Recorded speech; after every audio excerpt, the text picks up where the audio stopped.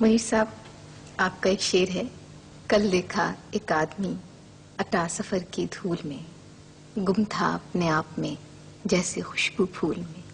یہ وہ شعر ہے جس سے آپ کا تصور بنتا ہے آپ کی شاعری سے، اور آپ کی شاعری کی فضا اتنی خوبصورت، اتنی پراسرار اور اتنی خوابناک ہے کہ پوری اردو شاعری میں اس کی مثال نہیں ملتی. جیسے نکلا جو چاند آئی مہکتے سی منیر، میرے سوا بھی باغ میں کوئی ضرور. ایک عجیب پراسراریت ہے. مجید امجد مرحوم نے اس کا ذکر کرتے ہوئے لکھا تھا کہ یہ فضا آپ کی افتادی طبع اور آپ کی زندگی کے واقعات کی وجہ سے ہے. خود آپ کیا سمجھتے ہیں کہ یہ فضا کس طرح کریٹ ہوئی؟ یہ ایک عجیب واقعی پراسرار عمل ہے. اس کے بارے میں کچھ وضاحتیں نہیں کی جا سکتی. میرا خیال ہے یہ کچھ ہو جاتا ہے خود بخود ہی. تقدیر کوئی مقسوم یہی تھا. بیان کرنے کو تو بے شمار باتیں ہیں کہ جن جن واردات سے ہم گزرے، کیا کیا تجربات ہوئے، تو وہ تو سبھی کے ساتھ بیتتے ہیں میرا خیال ہے. لیکن مختلف ایک ٹیمپرامنٹس بن جاتے ہیں تو ان پر رد عمل اور طرح کا مرتب ہوتا ہے، تو اظہار بھی مختلف ذرا ہو جاتا ہے. لیکن یہ کچھ اس کی وضاحت نہیں ہو سکتی میرا خیال ہے. بالکل یوں محسوس ہوتا ہے جیسے کوئی دیومالائی شہر ہے اور بس ہم کچھ خاص آپ کے الگ سمبلز ہیں، اپنے ہی امیجز ہیں، اور ہم ایک پراسرار دنیا میں داخل ہو جاتے ہیں. جو پراسرار بھی ہے لیکن کچھ جانی پہچانی بھی ہے. جی، ایک نون اور ان نون دونوں، کچھ معلوم اور نامعلوم دونوں کچھ آپس میں جڑے ہوئے سے لگتے ہیں. میرا خیال ہے جتنا اب آپ جیسے تنقید نگار حضرات یا خواتین جب یہ باتیں کرتے ہیں تو سمجھ آتی ہے کہ شاید یہ بھی ہے. ایک اچھا، ایک بہتر نکات جو بات کرتا ہے، کچھ دیر ہم رہتے ہیں ان خیالوں میں کہ یار اسی طرح ہوا ہوگا. انتظار حسین نے لکھا ہے. اب آپ نے یہ سوال پوچھا ہے، دہلی میں بھی مجھ سے یہ سوال کیا گیا. کوئی شمیم حنفی صاحب ہیں وہاں پر کہ یہ کیسے ہوا، یہی سوال تھا. میں نے کہا مجھے کچھ پتہ نہیں، کوئی زندگی کا سٹائل ایسا رہا اور جو ہم پر بیتا وہ تو جیسے ہر آدمی پر وہی کچھ بیتتا ہے. بس کہہ دینے کا اور فیل کرنے کا، محسوس کرنے کا کچھ اپنا ایسا. یہ کوئی غیب کی طرف سے ایسا ہوا، کوئی تقدیر میں تھا، کچھ چن لیے گئے تھے جیسے. آپ کے ہاں زندگی کی بعض بڑی خوبصورت تصویریں ملتی ہیں، جیسے کہ آواز دے کے دیکھ لو، شاید وہ مل ہی جائے، ورنہ یہ عمر بھر کا سفر رائے گاں. یہ احساس زیاں، رائے گانی کا احساس ساتھ ہی ساتھ کیوں منیر صاحب؟ یہ تو ہر لکھنے والے کے ساتھ، جو سوچنے والے آدمی کے ساتھ، جو فکر کرنے والا آدمی ہے، جو کسی آئیڈیل تو کبھی مٹیریلائز ہوا ہی کم ہے، جو اس کی تلاش میں ہے، یہ رائے گانی کا احساس تو تمہاری شاعری میں بھی آتا ہے. مگر زندگی کے بارے میں ویسے آپ کا ایٹیٹیوڈ بہت پازیٹیو ہے. اتنے رنگ ہم اکٹھے دیکھتے ہیں زندگی کے آپ کی شاعری میں، اتنے شاید کسی خوشی کے جب تم بہت زیادہ خوش ہوتی ہو تو پھر ایک انت پر ایک ملال کی کیفیت آتی ہے کبھی میرے خیال آتی ہے. تو یہی ہے، دونوں رنگوں سے مل کر ہم بنے ہیں. ہمارے تصورات، ہمارا معاشرے میں چلن، دونوں ہی رنگ ساتھ ساتھ چلتے ہیں. ان رنگوں کو بیان کرنے کے لیے یہ جو دو کیفیتیں آپ نے بیان کی، کچھ سمبلس آپ کے یہاں شاعری میں ملتے ہیں اور بار بار آپ ان کو دہراتے ہیں، جیسے ہوا، شام، جنگل. اس کی کوئی خاص وجہ، آپ کچھ آئیڈینٹیفائی کرتے ہیں اپنے آپ کو ان سے؟ کیا پتہ نہیں، یہ خود بخود ہی آ گیا کہیں سے. اچھا، ہوا کہیں خود بخود آ گئی، شام خود بخود ہی آ گئی. ہو سکتا ہے میرے جو تجربات تھے لڑکپن کے، بچپن کے، یا جو میرے ایک کو پیمائیاں یا سیرہ نوردیاں یا اس طرح کے خالی جگہوں میں جنگلوں میں پھرنے کا ایک جو مجھے موقع ملا.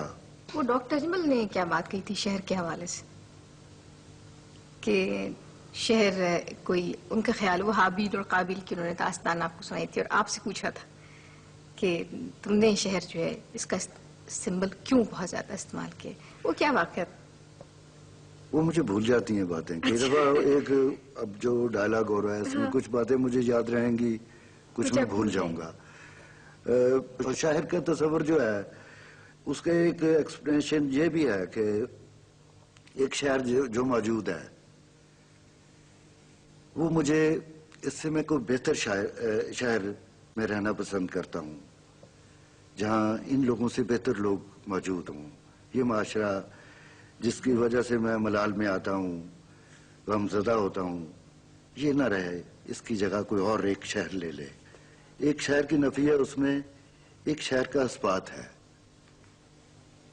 ایک جو شہر تنگی دے رہا ہے جس میں میرے ساتھ اور بھی لوگ شریک ہیں جن کی شاید میں نمائندگی ایک سطح پر کر رہا ہوں, وہ دکھی ہیں ایک شہر میں, اور دکھ ایک حد تک برداشت ہوتا ہے, اس کے بعد جی چاہتا ہے یہ شہر بدل جائے. شہر سنگ دل کو جلا دینا کبھی یہ ایکسپریشن بھی ایک جلال میں آ کر ایسا بھی آیا, اور ایک نگر ایسا بس جائے جس میں نفرت کہیں نہ ہو, یہ بھی آیا. آپس میں دھوکہ کرنے کی, ظلم کی طاقت کہیں نہ ہو, اس کے مکی ہوں اور طرح کے, مسکن اور طرح کے ہوں, اس کی ہوائیں اور طرح کی, گلشن اور طرح کے ہوں, ایسا بھی آیا.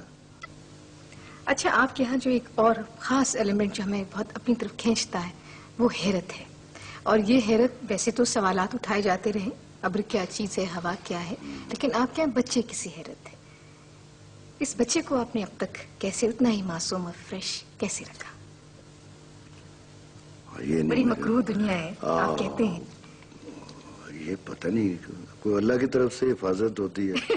میری ایک نظم ہے ویسے, اللہ کی طرف سے گن کی حفاظت, پنجابی کی نظم ہے, اللہ والوں گن دی حفاظت. وہ کچھ کرتا رہتا ہے, اللہ والوں کچھ ہوتا رہتا ہے کہ ایک گنیا آدمی کی کہ جوہر جو اس نے بھیجا ہے دنیا میں, اس کی جیسے حفاظت بھی انہی کے ذمہ ہے.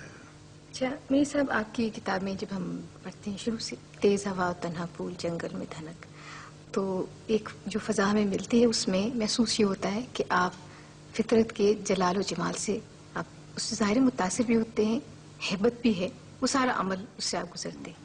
جب دشمنوں کے درمیان شام تک آتے ہیں تو ایک عجیب ہے اس میں سلسلہ جو کہ دشمنی کا رشتہ زندگی سے زیادہ لگتا ہے. اس کی کیا وجہ؟ وہ کچھ میں کبھی کہتا ہوں کہ یہ کتابیں میری منزلیں ہیں. ایک جسمانی طور پر, روحانی طور پر ایک جیسے منازل سے ہم گزرے, انہی منزلوں کا بیان ہے. یہ تیز ہوا تنہا پھول میں کوئی اور طرح کی واردات تھی, اس کے بعد جنگل میں دھنک, دوسری کتاب میری جنگل میں دھنک ہے, وہاں تک کچھ اور تھا, رنگ اس میں اور طرح کے ہیں, اس میں کچھ اظہار کچھ اور طرح کا ہے. دشمنوں کے درمیان شام میں بدل گیا, ماہ منیر میں ذرا تھوڑی سی کشادگی اور وسعت اور طرح کا ہوا. وہی کہ جن منازل سے ہم گزرے ان میں ان کو ہجر, وصال, نفرت, محبت, بے شمار یہاں کے جو جس معاشرے میں ہم اس کے عمل رد عمل میں کیا کچھ بیان کر گئے. یہ میرا خیال وہی ہے کہ ہم مختلف ادوار میں سے گزرے, ان میں تجربات جیسے ہوئے. مرزا آپ کے یہاں ایک اور چیز جو میں پوچھنا چاہوں گی وہ یہ کہ جب آپ نے شعر لکھنا شروع کیا وہ اور زمانہ تھا اور موسم تھے, اور اس میں کوئی ہر شاعر یا شاعروں کی اکثریت کسی نہ کسی نظریے یا مسلک سے منسلک ہونا ضروری سمجھتی تھی. آپ کی شاعری جو ہے وہ پیور پوئٹری, جس کو شعر خالص ادب، خالص شاعری کہتے ہیں. تو آپ نے کبھی یہ نہیں سوچا کہ مجھے بھی کسی کیمپ میں چلے جانا چاہیے؟ یہ اندر کی جیسے پوئٹک کنوکشن کی کمزوری ایسا کرواتی ہے. کمزور آدمی ایک جس کے اندر شعری ارج کمزور ہے، تخلیقی جذبہ اس کو چھوٹی چھوٹی پناہ گاہیں کی طرف جانے کا ایک اشارہ کرتا ہے. تو آپ نظریاتی میں نے شاعری کبھی کو کیا کچھ کہیں گے؟ نظریاتی شاعری ایسا ہی ہے جیسے ایک نون فلاسفیز کو ورسیفائی کرنا بھی تو شاعری نہیں ہے ایک سطح پر کہ ایک اچھا نظریہ ہے، ایک انسانی بہبود اس کی بنیاد ہے، اس کو ورسیفائی کرنا، اس کے بارے میں ایک معلوم فلسفے کو بیان کرنا بھی اچھی ڈھنگ سے، وہ بھی کوئی بری بات نہیں ہے.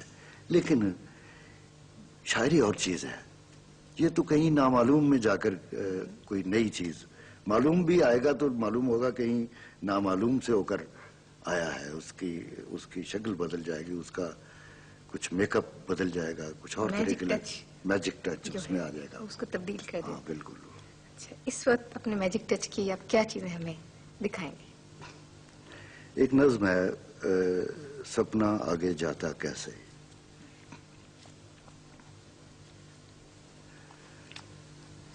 چھوٹا سا ایک گاؤں تھا جس میں دیے تھے کم اور بہت اندھیرا،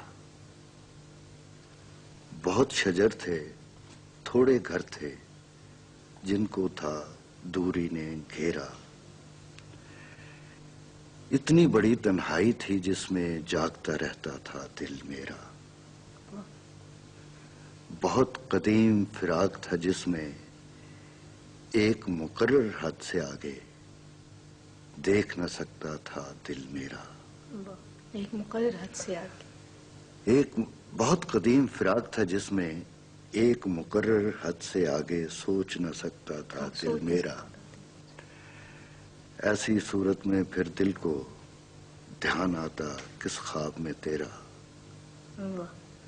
راز جو حد سے باہر میں تھا اپنا آپ دکھاتا کیسے. سپنے کی بھی حد تھی آخر، سپنا آگے جاتا کیسے.